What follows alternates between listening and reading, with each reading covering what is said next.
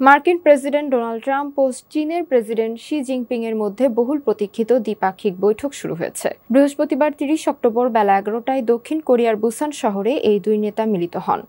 এই গুরুত্বপূর্ণ বৈঠক শুরু হওয়ার আগে প্রেসিডেন্ট ট্রাম্প সাংবাদিকদের জানিয়েছেন, চীনের সঙ্গে একটি বাণিজ্য চুক্তি হতে পারে। এ খবর নিশ্চিত করেছে বিবিসি। ট্রাম্প বলেন, বৈঠকটিতে সবার মধ্যে একটি দুর্দান্ত বোঝাপড়া রয়েছে। যুক্তরাষ্ট্র ও চীনের মধ্যে বাণিজ্যিক সম্পর্ক নিয়ে বেশ টানাপোড়েন চলছে।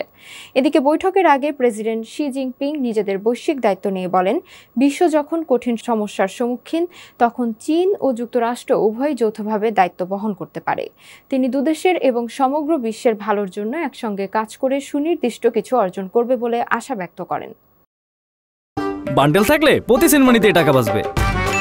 বিকাশ সেনমানি বান্ডেল কিনে জিতুন প্রতি লেনদেনে।